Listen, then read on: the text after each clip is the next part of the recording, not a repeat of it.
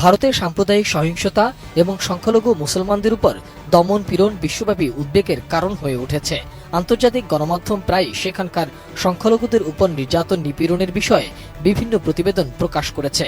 বিশেষ করে ঐতিহাসিক মসজিদ ভাঙার ঘটনাগুলোকে হিন্দুত্ববাদী এজেন্ডার অংশ হিসাবে চিহ্নিত করে আসছে গণমাধ্যম। এই উগ্রবাদী কর্মকাণ্ডে সামাজিক ও রাজনৈতিক উদ্দেশ্য, ভারতের ধর্মনিরপেক্ষ কাঠামোর উপর এসবের প্রভাব এবং সংখ্যালঘু মুসলিম নিপীড়নের বিষয়ে বৈশ্বিক প্রতিক্রিয়াও অত্যন্ত গুরুত্বের সঙ্গে দেখে আসছে গণমাধ্যমগুলো। ঐতিহাসিক মুসলিম স্থাপনায় হিন্দুত্ববাদীদের চোখ রাঙানির সর্বশেষ নজির দেখা গেছে আজমির শরীফে। গত ২৭ নভেম্বর হিন্দুস্তান টাইমসের এক প্রতিবেদনে বলা হয়েছে, উগ্রবাদীদের আবেদনের পরিপ্রেক্ষিতে আজমিরের আদালত ৩টি পক্ষকে নোটিশ দেয়। ওই প্রতিবেদনে বলা হয়, খাজা মঈনুদ্দিন চিশতি দরবারের ভেতরে একটি শিব মন্দির রয়েছে। বিবিসির এক প্রতিবেদনে বলা হয়েছে, এ ধরনের সাম্প্রদায়িকতার বড় উদাহরণ ১৯৯২ সালে অযোধ্যার বাবরি মসজিদ ভাঙার ঘটনাটি। দাঙ্গা বাঁধিয়ে ওই মসজিদ ভেঙে ফেলা হয়েছিল।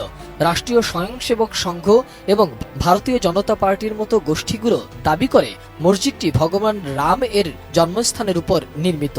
১৯১৯ সালে ভারতের সুপ্রিম কোর্টের রায়ে রাম মন্দির নির্মাণের অনুমতি দেয়া হলেও সমালোচকরা বলছেন, এ ধরনের পদক্ষেপ ইতিহাস পুনর্লিখনের বৈধতা দিচ্ছে এবং সাম্প্রদায়িক সহিংসতাকে উস্কে দিচ্ছে। আন্তর্জাতিক গণমাধ্যম দ্য গার্ডিয়ান এবং আল জাজিরার প্রতিবেদন অনুযায়ী বিজেপি সরকার মুসলিম ঐতিহ্য মুছে দিতে শহরের নাম পরিবর্তন, শিক্ষাক্ষেত্রে মুসলিম প্রতিনিধিত্ব কায়েম এবং প্রশাসনে প্রান্তিকীকরণের কাজ করছে। ভারতে মসজিদগুলোর উপর এমন আক্রমণকে ইসলামী পরিচিতির উপর আঘাত হিসাবে বিবেচনা করা হয় বাংলাদেশ, পাকিস্তানের মতো মুসলিম সংখ্যাগরিষ্ঠ দেশগুলোতে।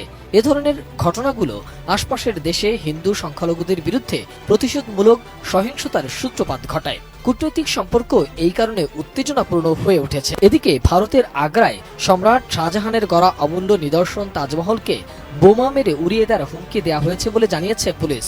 মঙ্গলবার আগ্রায় উত্তরপ্রদেশ রাজ্য পর্যটনের আঞ্চলিক অফিসের ইমেইলে এই হুমকি আসার পর তাজমহলের ভিতরে ব্যাপক তল্লাশি চালিয়েছে পুলিশ ও অন্যান্য নিরাপত্তারক্ষীরা। তাজমহলের নিরাপত্তার দায়িত্বে থাকা অতিরিক্ত পুলিশ কমিশনার সাইদ আবির আহমেদ সংবাদ সংস্থা পিটিআইকে জানিয়েছে, হুমকি পাওয়ার পর সেখানে একটি বোমা নিষ্ক্রিয়করণ স্কোয়াড, একটি ডগ স্কোয়াড এবং অন্যান্য নিরাপত্তা বাহিনীর সদস্যদের পাঠানো হয়েছিল। তবে সেখানে সন্দেহজনক কিছু পাওয়া যায়নি। তবে কারা এই হুমকি দিয়েছে তা জানানো হয়নি পুলিশের পক্ষ থেকে।